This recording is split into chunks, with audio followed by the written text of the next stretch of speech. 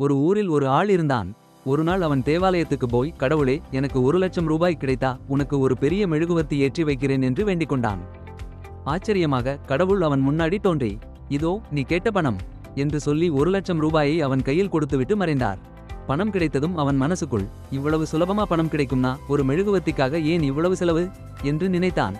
ஆனாலும் வேண்டுதல் நிறைவேற்றணுமே என்று மெழுகுவர்த்தி வாங்க கிளம்பினான். பக்கத்து கடைக்கு போனான். ஒரு பெரிய மெழுகுவர்த்தி எவ்வளவு என்று கேட்டான். 10 ரூபாய் என்றார் கடைக்காரர். ஐயோ, ரொம்ப அதிகமா இருக்கு என்றான். அப்படின்னா அடுத்த தெருவுக்கு போங்க, அங்க மலிவா கிடைக்கும் என்றார்.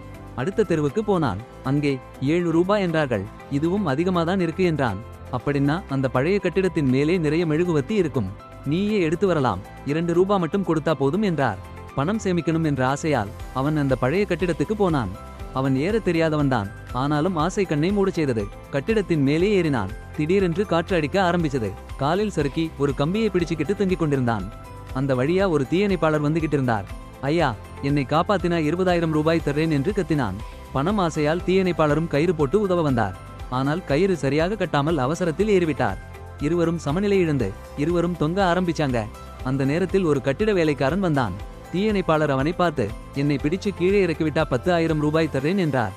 அவனும் பண ஆசையால் ஒத்துக்கொண்டான். இப்போ மேலே முதல் ஆள், நடுவில் தீயணைப்பாளர், கீழே கட்டிட வேலைக்காரன். 3 பேரும் வரிசையா தொங்குறாங்க. 3 பேரும் மனசுக்குள்ள, மொத்தமா எவ்வளவு பணம் கிடைக்கும் என்று கணக்கு போட ஆரம்பிச்சாங்க.